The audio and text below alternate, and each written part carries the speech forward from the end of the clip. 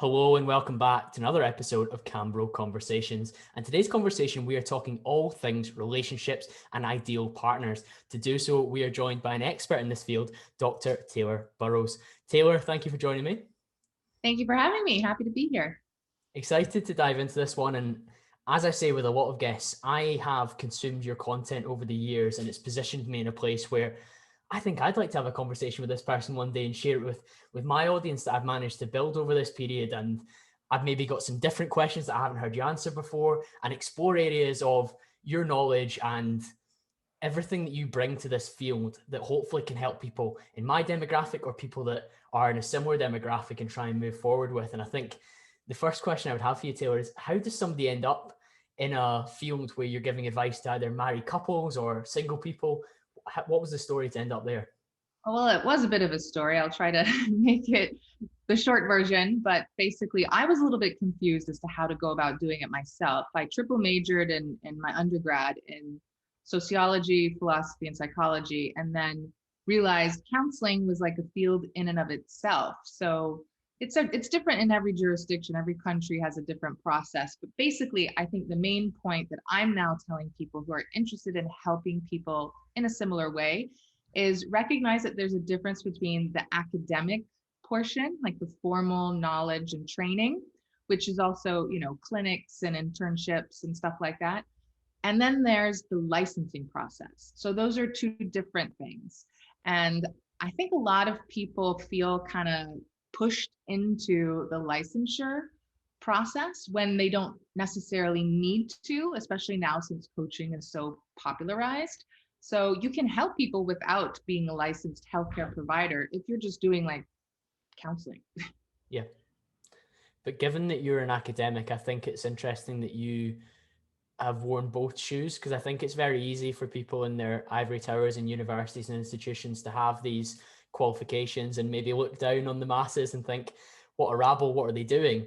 But the fact that you've applied it is one of the big reasons. And I think if people look back at the backlog of episodes we've got on the podcast, any academic that's come on has been somebody that's worked as a consultant or they've worked with real people or real businesses as well, because I think it's all well and good to have the theory, but it's great when that's applied in real life and has some sort of merit to it rather than just, well, this blind placebo study where we rigged it so the result ended up the way we wanted to produce this result.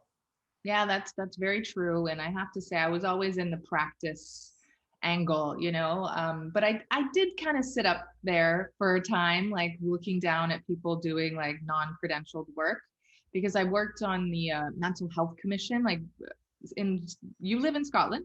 Yeah, Scotland, Glasgow. So in the Cayman Islands, we have the British system, so it might be somewhat similar. And there's a mental health commission. And so I was a part of the process of creating the mental health commission sitting in the Ministry of Health. So I worked for government and we were regulating mental health policy for the whole country. And so it was kind of my job to be snobbish in that way. But I realized how tedious and impossible it was to try to be so, what's the word again? Archaic. So archaic with regulatory limits, right? And so once I realized all those restrictions would really hinder me in the work I wanted to do online, I realized maybe I was wrong about certain things. I was trying to play by the rule book that was already in existence, but we needed to modernize a bit. And now I'm much happier being retired and functioning in that way for sure as a consultant, coach, and matchmaker. Yeah, and that term matchmaker is an interesting one because it maybe has connotations of like Will Smith when he was, what was the film, Hitch or something like that. But I think you do things a little bit differently, Taylor. But I guess to touch on your career up until this point, I'd be interested in understanding what was it like working as a marriage counselor? Obviously, you've got that experience from a kind of overseeing mental health policy and building that framework for a nation. But a large part of your career has been spent practicing with married couples. Oh yeah, I did that predominantly in the practice that I worked in the Cayman Islands for 12 years. I was the only marriage therapist, so I got all those cases. And a lot of times it's like the people who are higher class, higher socioeconomic status, more corporate people who end up in marriage therapy. And so thinking about, the audience that you have, sort of that peak performance, personal excellence, ambitious group of people, I think it's important to keep in mind that you can be really successful in your work, career, performance, and all of that, and still have this like Achilles heel at home. And so in working with not only the married couples, but also then working with the companies, I was the corporate wellness manager. So I did all the trainings for like the big wigs, like the partners and the managing partners and stuff like that. They were often a mess in their personal lives. And so, especially in regards to women, because the women who were involved in that level of career, excellence, it would carry over into the home life. And so there would be a lot of breakdown in the sexual polarity and the gender roles and everything, like that whole egalitarianism. I realize now, looking back, I know why, but at the time I was so frustrated working with these couples because they were just they were not compatible. And so you don't want to tell someone give up on your relationship, so you do the best that you can. And that's how I came up with vetting. It was more about preventing the chaos that happens when the wrong people get together. Yeah, lay the foundations before building the house, so to speak. And I think that's obviously a really important area that we're going to dive into.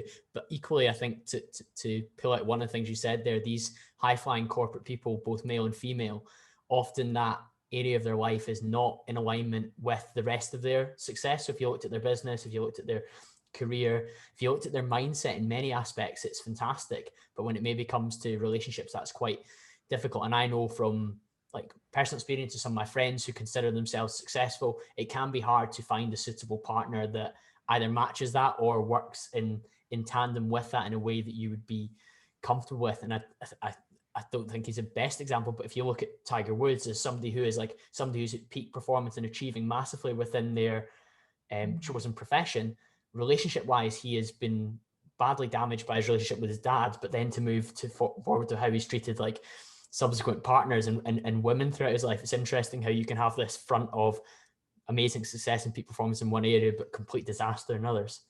Mm-hmm. Yeah, it's very true. And I still see that today with my clients. Just to mention briefly, like I have this group coaching program and I have one for men and one for women. And that's how I really facilitate a lot of the matchmaking because it's done with my existing clients. It's not really open to the public. There's not like some sort of roster that you can access, like a Rolodex that I give you, keys to if you pay me. It doesn't work that way. But these clients of mine, like this group is so just sorry, what's the word that I'm trying to find? Admirable. Like they're impressive. They just blow me away, with all of the like the skills that they have and all the talents that they have.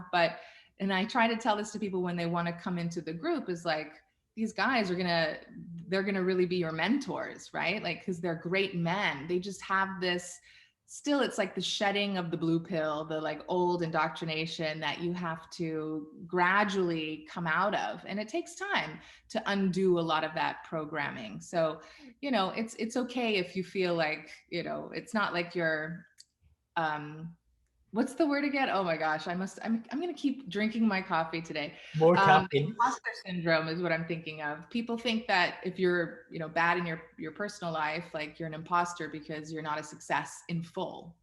Yeah, of course, Taylor. And I think interesting you've used the terminology blue pill, and I believe that there's elements of your work that's influenced by the red pill movement. What is that, and what has it done for your mindset and your approach to coaching? Basically, the red pill is about deprogramming. They call it like red pill and blue pill, but it's really not meant to fixate on one particular thing, but it's become kind of like a catchphrase now, like globally, I feel like. But basically it's removing the indoctrination of like feminism, progressivism, and even like permissiveness. Because I think that modern society really went towards this hyper individualistic mindset where you can do anything you want and you should be accepted just the way that you are.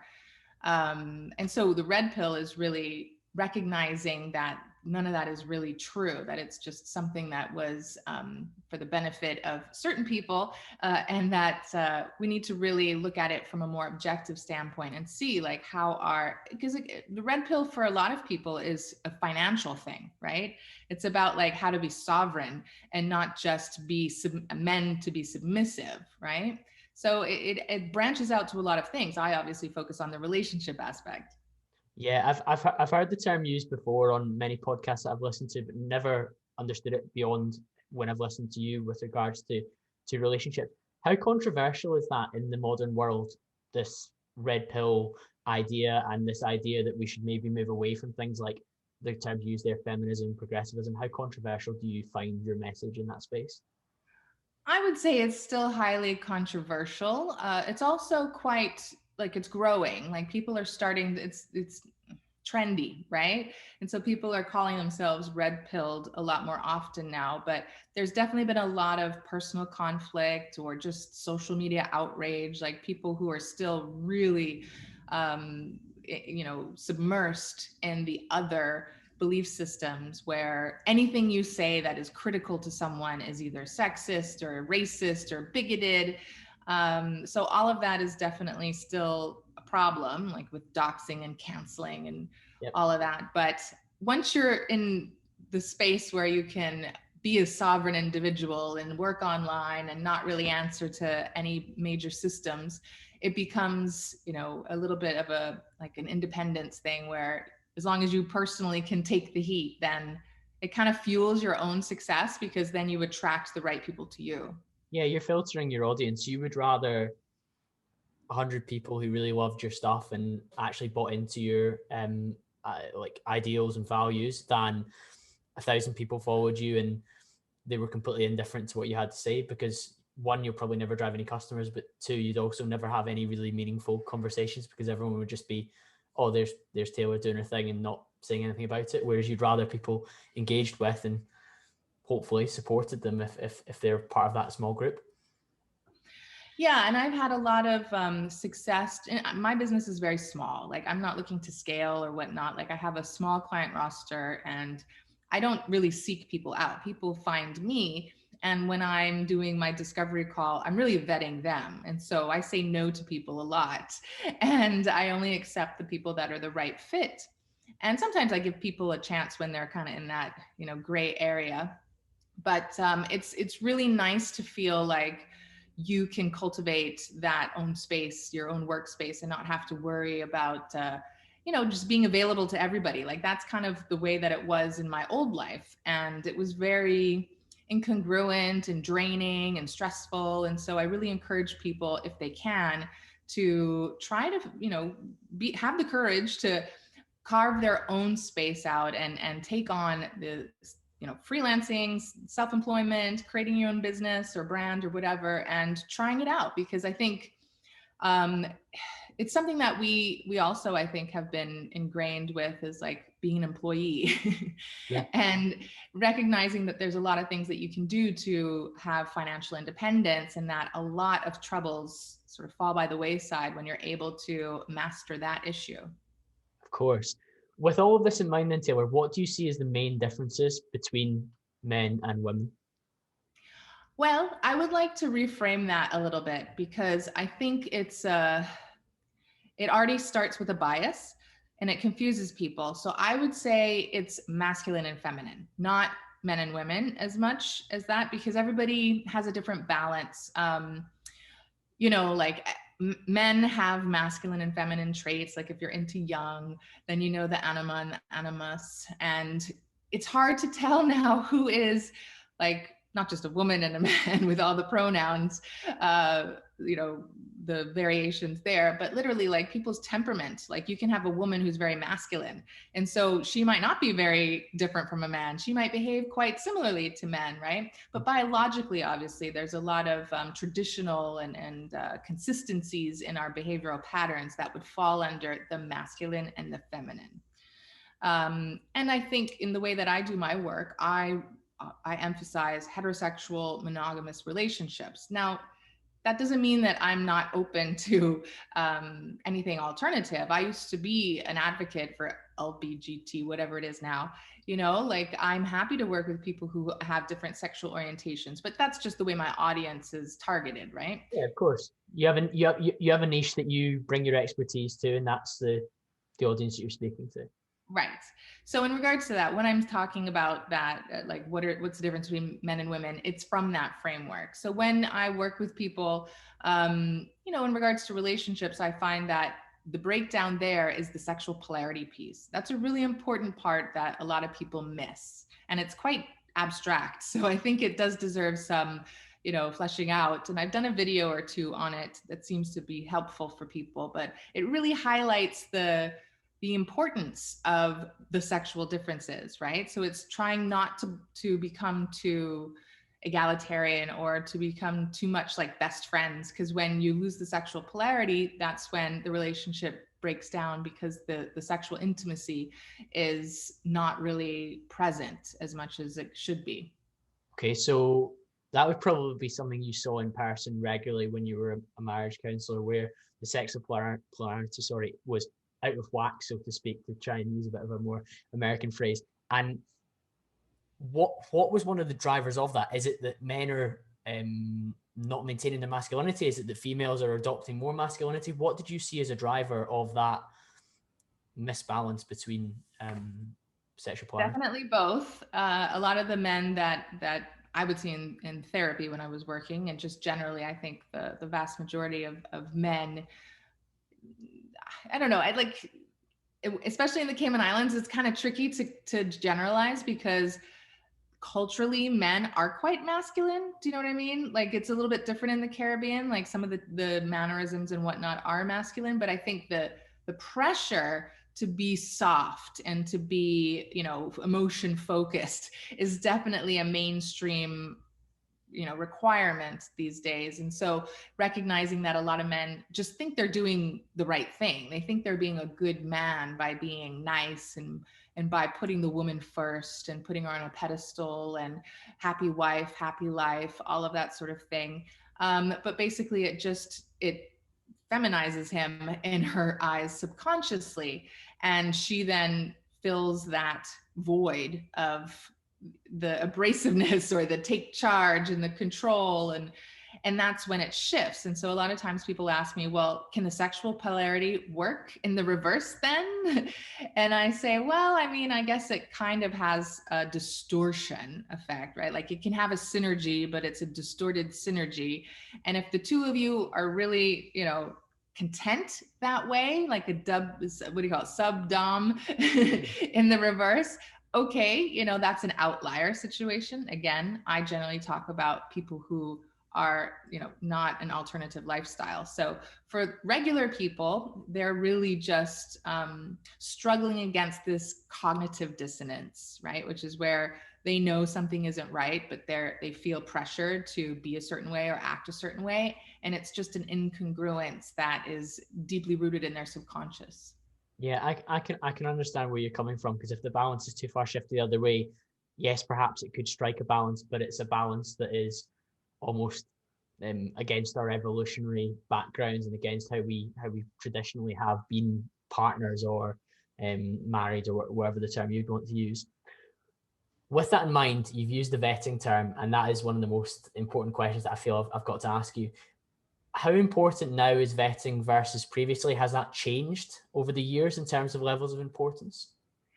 Well, I mean, I think vetting has always been important, and I think it's been done more in the past in different ways, right? Like where it was like family recommendations or people that you knew in more proximity, whereas now we have a globalized sexual marketplace. So it's more important now because we need to resolve the errors from the past like several decades. But it's always been there. It's just context has changed. So now, recognizing how important it is to sort of peel back the layers that you see, the obvious ones, and take your time, because everything is all about immediacy and impulsivity. And so teaching people that this might seem like a slower, passive approach, but it's actually just quite clarifying. So it's doing all the hard work in the beginning. You're front loading the process.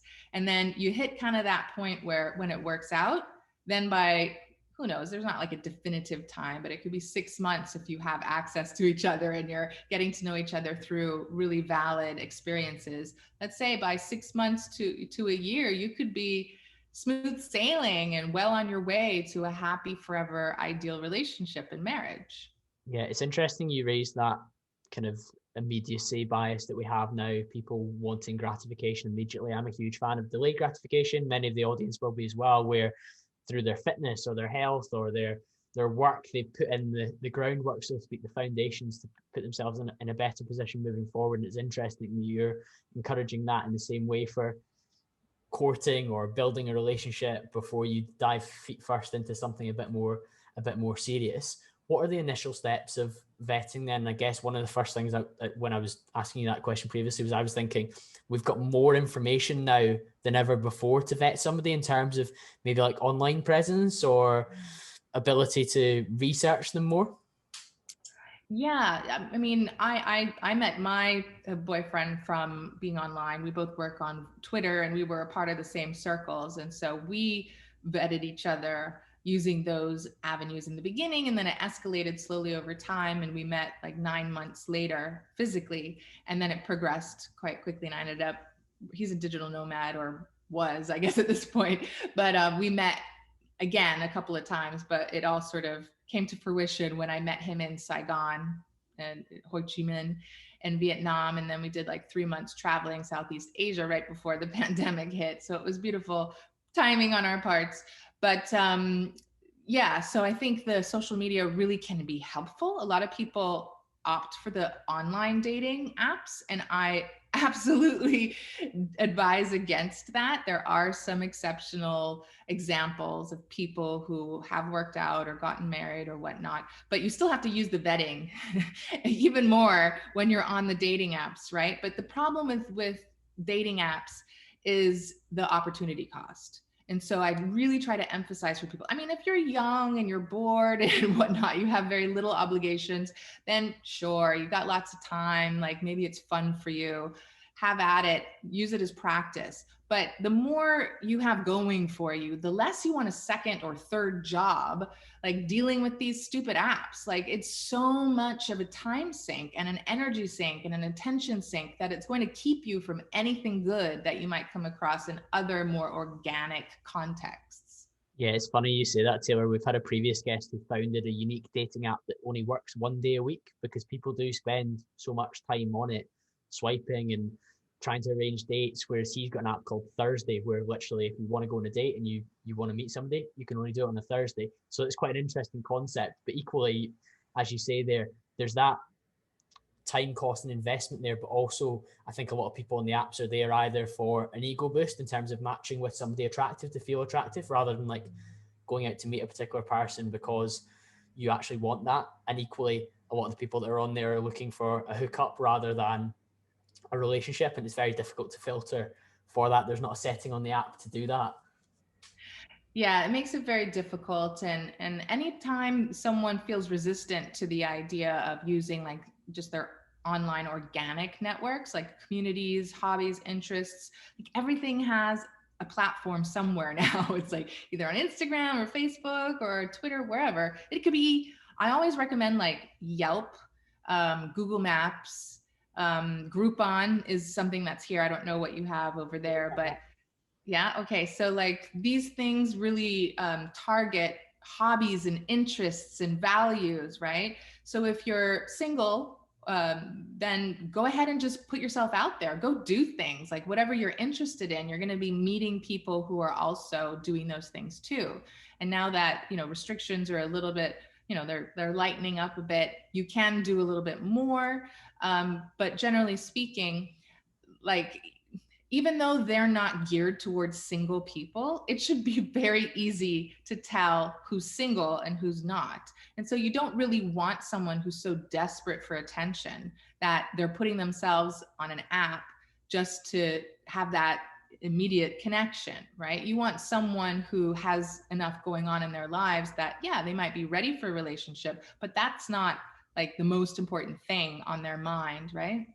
Yeah, that's a very interesting point, and I think maybe that would help with the initial stages of vetting because you're automatically filtering by going to similar activities that you're interested in. So straight away, you maybe have some sort of synergy in one area, whether that's something you find on Groupon or something you find on Yelp or something you find on Google Maps that is in your vicinity that people have a shared interest with you. What are some of the other first areas of vetting that you would advocate? Well, when you, let's say you have a contact with, get some kind of interaction going, to keep it very simple in the beginning, like I did a post about it. If you like visuals, you can go on Instagram and see it. But basically, it's like, are they a good person? Are they happy? Are they healthy? Do they inspire you? Right? Like those are the basic filters that you need to use first and foremost.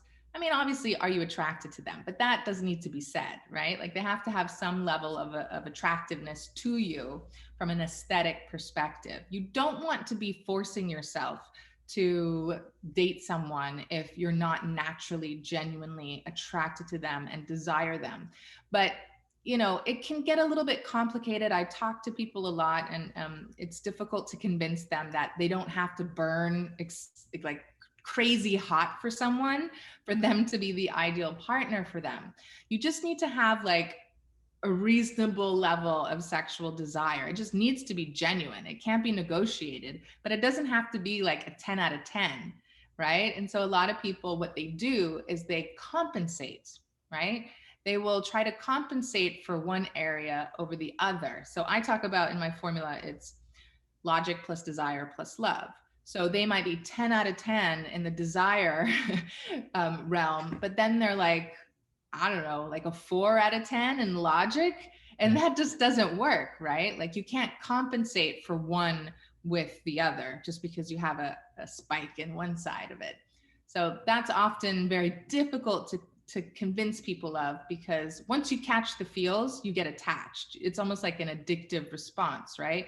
So you have to know going in that you're not just looking to like, can you have feelings for this person? Like, do they get under your skin? Yes, you want to have chemistry. But if you're not also grounded in looking for the other factors that are character based, right? Like what kind of person and temperament do they have, right?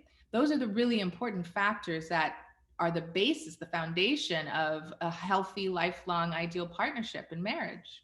I think those four, I think that you listed there, are incredibly important to put alongside that physical attractiveness. And I was really interested there in terms of what balance you think you should strike between physical attractiveness and other areas, because I guess one of the trends in the last few decades that maybe you would be critical of is that whole looks aren't everything, don't judge a book by its cover, like learn to like somebody's personality as well, which of course is very valuable as you've said there, but almost at the cost entirely of being physically attracted to somebody. And I think I've certainly seen friends in relationships where they may have been like, oh, they have so many good qualities, but they just don't fancy each other on a physical level. And you think, well, are they really just a good friend that you've decided to make a relationship, or is it just the case that you're sacrificing one part of the equation for the other? And it's very interesting that it sometimes goes the opposite direction, where somebody obviously is just so physically attractive that they, regardless if they're a good person, if they're healthy, or if they're balanced in terms of like their persona and their personality. Yeah, I think it happens a lot, maybe more with women, where women will, that's kind of like the alpha fucks and the beta bucks dichotomy, you know, like that happens a lot, where they'll reserve their high sexual polarity and energy for the fling, right? And then they'll commit to the provider type. And so a lot of like the red pill relationship information has really helped to clarify a lot of these unhealthy female behaviors. So I really spent a lot of time in the very beginning of my involvement when I came out as red pill on the internet. I challenged a lot of it, and I got a lot of flack from everywhere, but particularly from the red pill, you know, originators. Yeah. And they were not happy with my opinion that they needed to kind of qualify who they were talking about, because not all women just behave like that. What they're really referencing is a woman who isn't grounded, isn't stable, what she will default to if she's not red pill aware, right? Just like men may default to being, you know, polygamists or players or having multiple women if they're not aware of what they want. They don't have that consciousness and they're not integrated. So you need to really, my work has always been from the get-go, how to create content that's made for healthy people, or how to tell people and instruct them how to become healthy so they will have this ideal partnership. Yeah. How do we make an assessment of somebody that we're meeting initially then, in terms of their values and maybe what levels of synergy there might be between us? Well, this is a really important one that is very hard to assess. So let me see if we can get a good crack at it. I tell the men that I work with, you really want to assess, like, when was her last like sexual relationship, right? And it's so hard with modern women because they're given free pass to hook up. And so they may not even consider like this guy as someone she dated because it was a hookup, right? So you really need to get an idea of her character, like how recent were her last sexual encounters. It's not just about body count, right? Like that's not like, it depends on the age of the woman particularly. But to me, the focus is not so much on the number, but like, if you're going to be dating, you want to make sure that she's been healthy as a single woman, that she doesn't need the attention and the validation of hooking up with people. I mean, to me, that's even more important. Like, can she be healthy on her own? Yeah, that's a really interesting point. Like, as in, there's not a desperation for um, physical attention that you're maybe filling that void short term for somebody. That's a really interesting point. How does it work in the reverse then for females assessing males' most recent sexual encounter? This is where the complementary aspect comes into play. It's not the same thing. It's not a parallel. But I also wanted to expand on something we just said. So, in regards to for the female, like I tell women, when you know you like someone, when you're genuinely interested and you genuinely desire them and you want to put all your eggs in one basket, women tend to like kind of use the ultimatum strategy of like exclusivity and whatnot, and what are we, and to put on the accelerator and pressurize the situation. And so I really advise women to change their default, because it's based on insecurity and also desperation a bit. So when you have internalized confidence, a woman, one, knows what she wants. She's not hedging her bets. She's not dealing with a lot of options, even if she's not being sexual with them. You want someone who can be decisive and not need all that attention. But once she knows who she likes, who she really is interested in, that clutter should be cleared away. And she should be giving you, all of her attention, not necessarily like she's clingy or anything, but just like for a man, you should be getting all the attention. And so for women, they should be exclusive as soon as that happens. And it's not dependent on his exclusivity. That's just her MO. Yeah. Interestingly, when I listen to statistics about like open relationships, even when it's open for both parties, the men do a lot more sleeping with other partners, when the women, even when the option's open to them, I think it's about 25% of the amount of partners that they tend to have. It might be like 1 every 2 years or something like that, whereas the men are a lot more sexually active in open relationships. So I guess maybe that speaks evolutionary for that kind of maybe desire for variety that sometimes men have versus women when it comes to exclusivity that you've called out there. Yeah, that doesn't surprise me. I would tend to agree. I mean, they say like divorces and affairs, infidelity, usually like the man can have affairs, but he doesn't want to leave his wife. He can still be in love with her. But a woman, if she really has an illicit affair, she usually falls in love with the guy because she doesn't work that way, right? So that's definitely a difference, because sexually speaking, for sexual intimacy purposes, women really are motivated by that emotional connection. Whereas men are really just motivated by physical, like physicality and visuals and stuff like that. So it's a lot different. There's that detachment between emotions and physicality, not in complete totality, but for, you know, the difference there is apparent.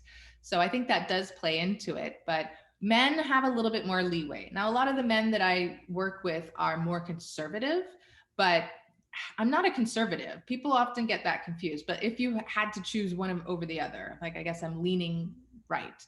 But I was definitely liberal before. And I tend to call it like classic now, because trad has such a bad connotation to it as well. I'm definitely not that. So the people I work with have these more grounded classic ideals, but also then they're modern in their own way. Like the women too, like they might be successful, they may be very intelligent, they're diversified in that sense, but they're able to really prioritize domestic life, family life, and values. It's really interesting you raised the successful woman part, because when I told some of my most successful female friends in business that I was going to speak to you, they were saying they feel there's a ever smaller pool of men for them to select from because of their status as a female, because evolutionary, again, a bit of a controversial one, but certainly plays out. Women do not like to date or marry down. They like to date or marry up and across in terms of either financial or intellectual. And when you are a successful woman, you're limiting your pool that you can choose from even more. So I guess a lot of the women you work with that fall into that bracket maybe find it even harder to date than Yeah, maybe women who it's are less true. successful.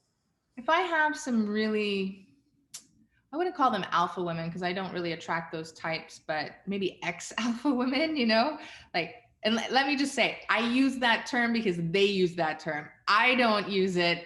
I don't agree with this, like, you know, I don't know, go getter, ambitious type. I don't think that's what a real alpha woman is, but that's what they call themselves. When I have a woman who's quite successful and very financially focused, I have a hard time with that, because she usually is really looking for what you just described, someone who's on par or surpasses her income, you know, generation. And I think if you take those outliers out, at least for my purposes, what I find is successful in their own right, women who are successful in their own right, what they're looking for is a man who brings assets to the table that she doesn't have. Right? So it could be different things. It could be a home life, or he's a good father, or, you know, like she might be looking to escape the pressure of the career world. And so she wants someone who's more active or adventurous, right? So if you are, for women who are more ambitious, driven, what I try to challenge them on is, can you shift out of this desire or this motivation to reach for the top career wise, and think about what are you actually passionate about and what is your purpose? Because you kind of get stuck on this inertia of the conveyor belt when you're, you know, an overachiever, and you just start climbing and climbing and climbing until you reach the top, and it becomes like a very obsessive mindset that isn't healthy for women. And so if I really challenge them to think about what truly makes them healthy and happy, a lot of times they'll realize, you know what, this isn't it. And so they will step down off that ladder and reassess what's important to them. Okay, that's interesting advice, and I think a lot of the kind of more successful females listen to that will find that an interesting thing for them to take on board. I think given the openness that we need to achieve to have these conversations, there needs to be quite an open dialogue between two people right at the start. Are there any particular ways that you think people can achieve that in terms of that initial vetting process, where maybe people aren't keeping their cards too close to their chest, or even worse, putting up a facade? Well, I mean, I think it's important to not be ashamed of your values, right? A lot of times people are just, they're like, should I really say that? Should I just admit that this is what I want and this is how I feel and this is how I think? Like, absolutely. I mean, you're not gonna be like carrying a placard, and a megaphone or whatnot. But if it comes up, you don't want to be like dilute your values because you're hiding them. There are things that you don't need to put all out there, right? Like transparency, which is what I reframe vulnerability as, because it gets confusing between men and women. You don't really want to encourage them to be vulnerable in a weakness kind of way. You want them to be transparent. And that's what connects to a woman. So in regards to that transparency, you need to know what's appropriate to share. And your values is definitely right there at the front of the list. So don't hold back on communicating those and clarifying those early on. But the best way to vet is not verbally. And this is where people get confused. There's so many times I reiterate this point because people fall back to it all the time. It's not an interrogation. It's not an interview. Vetting is about experiencing things like life with someone. And so the more you're able to just create opportunities to, be in activities or do things that it can be normal stuff. It doesn't have to be exciting, but you want to sort of mix it up. You want to have some normal life stuff that you do together. That may seem boring to somebody else, but you have to know that you can kind of enjoy each other's company doing something that's not really that exciting. And then you want to sort of have the exclamation points of the exciting things, but really avoid like the dinner, the drinks as much as possible. You're not going to vet very well. There's not going to be very much experience other than how do they treat the servers on those opportunities, right? Of course, that's an insight, but I think you're playing to some of my biases here, Taylor, where I like to do an activity to understand what somebody's like in different settings, maybe where they're a little bit less comfortable. So doing an activity they might not be good at. So something daft like trampolining or bowling or mini golf or something like that, to try and move somebody outside their comfort zone. So the veneer and the kind of perfectly filtered facade that you might see on social media can drop. Whereas if you're sitting at dinner, like you say, across from each other, it feels like an interview, doesn't it? Where you're sat across from one another and one of you is going to ask the next question and you're kind of not too sure. And equally, you raise an important point there around alcohol. I am always skeptical when I meet somebody who's under the influence. I'm not a big drinker personally.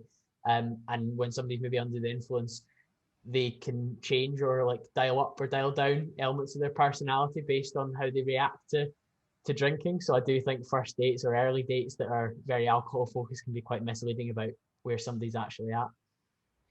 Yeah, and it's been used in a malicious way, right? For a lot of people just to lower inhibitions too. So women, I would say that default to that. I'm not saying it's bad to drink. Like I drink moderately, like I have a glass of wine when I'm out or whatever. But I think what happens is women use that as then an excuse to act poorly. Yeah. And you don't really want that type of lady. I use that word as much as possible to try to reinforce that subconsciously. But we do need to be more creative. Like, come on, you have some imagination, some personality, right? Like if you can lead a woman to draw that out of her, she doesn't have to be like at the finish line of her self-development. You can bring it out by inspiring her in that way. And remember, that's something that is one of those vetting filters. If she's inspired by you, you're going to get in her hindbrain and she's going to be like, you're going to be under her skin. So she'll probably develop some genuine interest in you for that. But you want to see if she resists, or does she protest, or is she just too insecure and too nervous and uncomfortable that she's in her head and she can't like relax. And a lot of people shy away from any kind of challenge or stress or whatever, but I say it's really important to see someone's stress tolerance or stress personality. It's okay to be angry. It's okay to be frustrated, but how do they communicate that? What do they do? Can they laugh it off? Is it something that like sits with them the whole entire time? Or is it like quick to resolution? These are really important character traits that you need to assess for.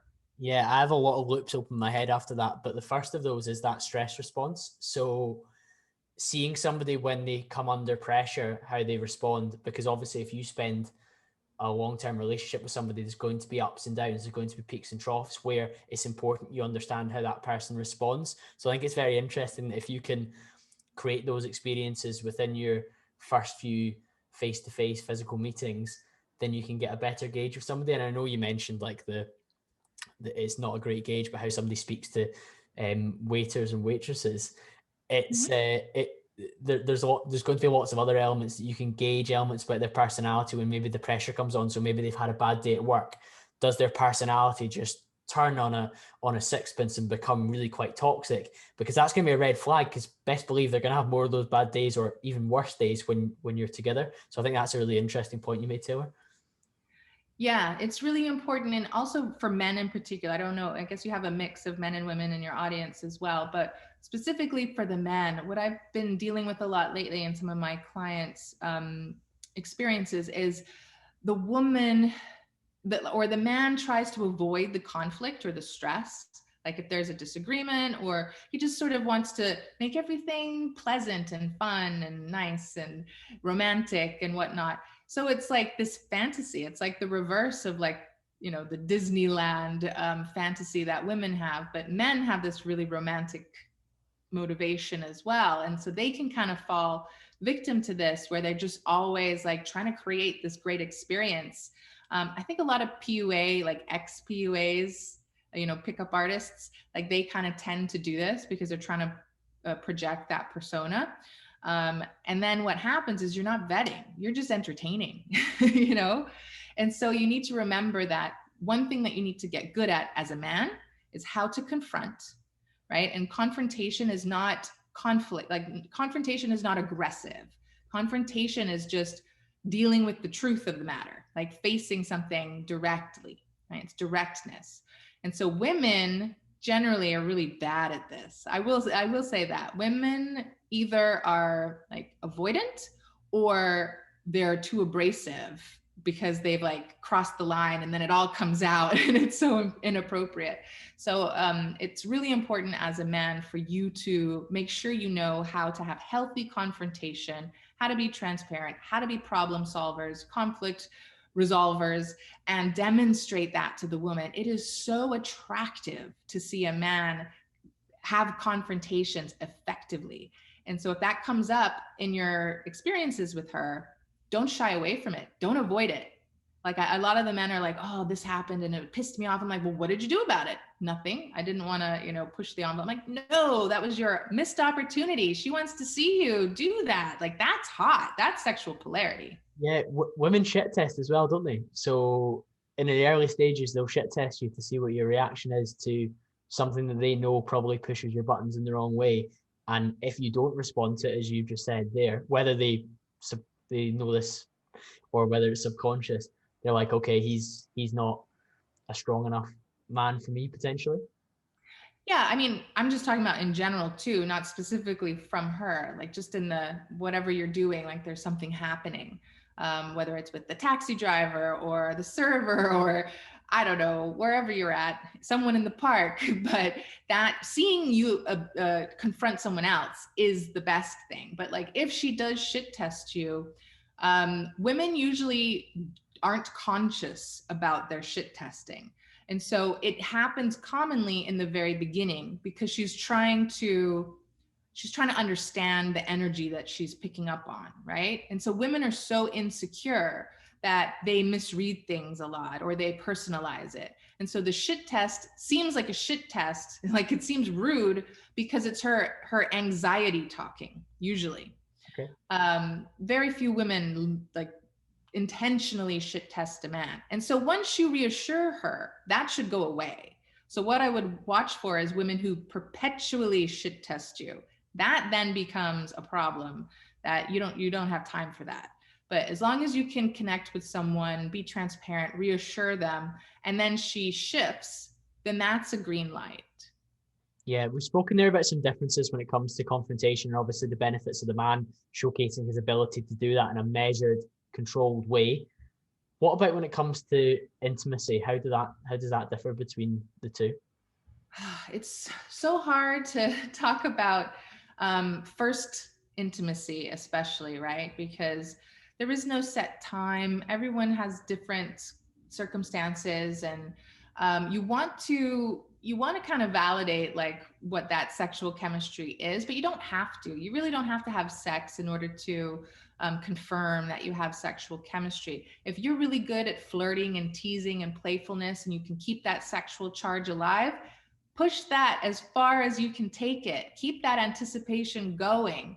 And you also have to be respectful of someone's values, right? Like if a woman is really consistently, like this is confirmed, like her value system is around like not being sexually active unless she's in a proper relationship or potentially marriage, you have to decide whether you're willing and capable of providing that patience, right? But let's say most women are comfortable being sexually active before marriage or whatever, within hopefully a committed relationship. But I think it's important to see that, like that touch, that kino, like you want to know that she's viscerally attracted to you, and so she's going to be affectionate, she's going to kiss you and hug you and all of that. And so it's really important for the man to go for it, and then if she's putting on the brakes or whatever, I think that's always hard. Like it depends on a lot of factors, but for the most part, this is what I suggest. It's kind of like, it's not a direct advice situation. In that moment, I think you got to back off, right? You got to protect yourself first and foremost. But if you do vetting properly, you have already created pacing, right? So pacing is very important. People, especially some of the dating coaches that are successful, they really emphasize not texting and going in for the dates. I don't. This is where I differ from a lot of people. I think it's better to pace your physical contact with like digital contact, whether that's phone, video calls, texting. I think it's important to make that connection more for the woman, right? Like men don't really need that, but it's really to help assess where the woman's at. She needs to know where she feels, like how she feels about you. And that takes that emotional connection. And so I advise, especially because a lot of my clients are peak performance, high, what do you call it? Just really successful people. They don't have a lot of time. So I'm like, video chat these people, like video call women between the times that you're going to meet up. It's really important because you can tell a lot by video calls. Like, are they shying away from answering the phone? How do they look? What does their house look like? A lot of things. Like, are they like easy to talk to? Are they too chatty? Are they, I don't know, defensive? That's really interesting. And you probably build a better connection then as well, because you maybe have extra strands of conversation that have come up on your FaceTime that you then raise at your next date, and it's conversation flows easier. You have maybe more in jokes, more banter. That would probably be a British word in terms of back and forth between each other. And I think that's really healthy. So it's interesting that you use that as well, and that both parties benefit from that, Taylor, or is there one sex that prefers that? Well, if your goal is to have this successful ideal relationship, right, and you're clarifying things so that you're doing the work in the beginning to then streamline the process where it counts, it benefits both of you because it benefits the relationship, right? So you're building that foundation. So I suggest, this is what I advise men as well, for their benefit, not the immediate benefit, but the long game, to do this. And so when you do that pacing and you're vetting, then it's not focusing on dating, which is why I call it vetting, right? Your dates are just your physical experiences that you share together. And that doesn't have to be a cliche date. That's doing anything, going for a walk, going furniture shopping, like whatever it is. It doesn't have to be, like the get dressed and meet up for, a scheduled event. So once you have that connection, I mean, the pacing might take you to 3 months is a minimum, right? So at 3 months, let's say you've had, who knows, maybe you had 3 physical dates, right? But you've been getting to know each other, and there's visceral chemistry between the two of you. Even though it's just the 3rd date, she might be ready to be vulnerable with you sexually because she's already chosen you. And she's gotten reassured that you're on track to choose her back. Yeah, that's incredibly interesting, Taylor. And I guess the other loop that was open in my mind that I need to close before we finish this podcast was around self-development. And you were talking about guys being maybe sometimes the pushers of self-development. And I know from personal experience, I tend to be the person in a dynamic that is the most focused on self-development just by based over time over the years. And you were saying about the openness of the female or the partner to join you on that self-development journey. How do you assess that? Because I think, and I don't think I'm speaking out of turn when I say that sometimes people will put forward a foot that says, yes, I'm really into my self-development, and yeah, I really want to work on these things initially, because of course you want to impress that person that you think's high agency or high value to try and move things further forward.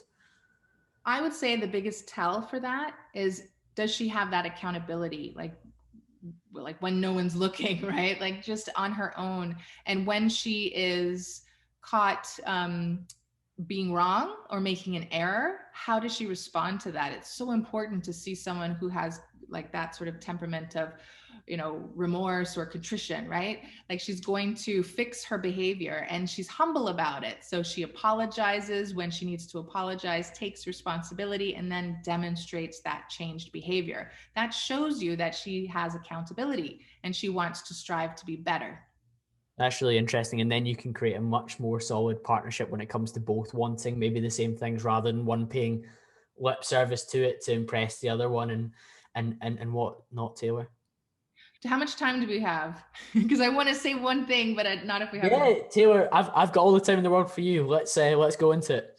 So what I want to clarify too, that seems to be a misunderstanding for a lot of people too, in regards to values and synergy around your values. Sometimes people get fixated on the specifics, right? So I have this profile that I use when I'm doing the matchmaking I call it the ideal partner profile.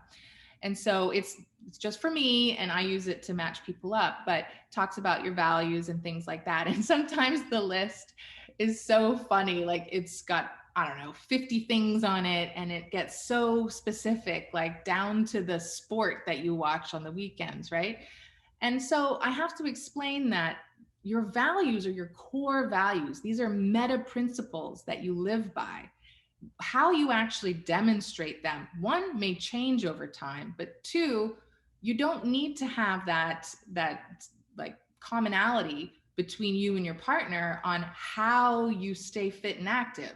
It's nice to do things together, but as long as they have the meta principle of prioritizing the relationship or being a good team player, wanting to be of service and please your partner, good, you know, negotiation skills and collaborative.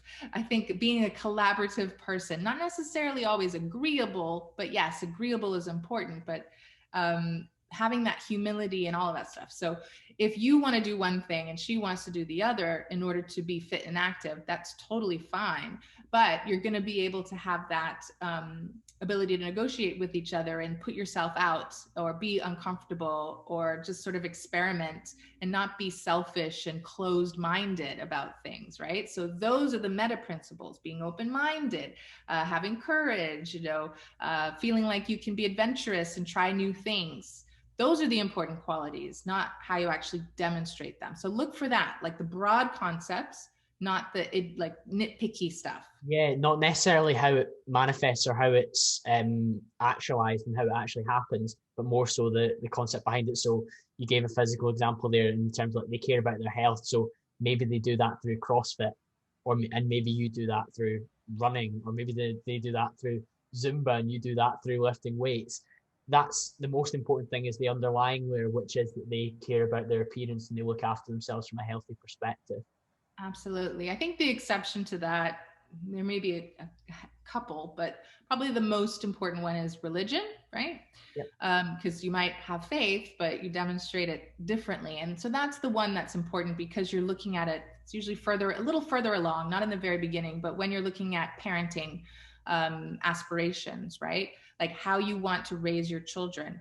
Because it could be like you both are diet nutrition conscious, but one is a vegan and one is a carnivore, right? And Yeah. so then those things you have to put in the framework of how could we raise children? What would we want to do? Like, how would we negotiate that? And so there are occasions where this comes up and someone says, I'm just a vegan or vegetarian because of my own reasons, but I'm not like a Nazi about it, right? So I'm happy to raise our kids in that, sort of open environment where they can consider what's best for them, or you can kind of make those calls. So that's what you're looking for, that agreeableness or that collaborative personality. Yeah, that's so interesting you raised that, because sometimes the things that we attach to, sometimes it's a particular modality of fitness or sometimes a particular nutritional protocol. It can become like a religion, as you said, and nowadays there's definitely grounds for people looking at politics in the same way. If you see how extreme we've kind of become on our views, and even down to things like COVID restrictions and whatnot, and how strict people can be on that, Taylor. But that's definitely a can of worms that we could maybe open another day. I think the last thing to ask you, Taylor, is where should people head towards if they would like to connect with more of your content? I know you've got a brilliant YouTube channel, you're very present on Instagram, but is there anywhere else you would flag to them? Yeah, I mean, Twitter, obviously, but also I have a Telegram channel that I'm growing. So I have about 480 people in the channel so far, and I'm really encouraging people to use it as like a vetting tool. There are about 67% of those 480 who are single and like learn from me. And so they're really keen on the same values and finding someone who agrees with a lot of these things. So there's already that commonality there. So it's really good for singles, but also for couples who are just looking to talk about important, relevant issues and meet other people. And Yeah, so I don't know if you can put it underneath in the comments, but I'll send you the link. yeah, that's perfect, Taylor. I can link all those in the show notes below. I hope you've all enjoyed listening to that one. I certainly learned a lot, particularly that when it comes to vetting, it's not just about interview-like questions. It's actually about how somebody responds physically and what their cues are like. I'm sure you've enjoyed it too. Please take a screenshot, share it in your Instagram story, tag me at call.cambro. I'll be back to speak to you all again very, very soon.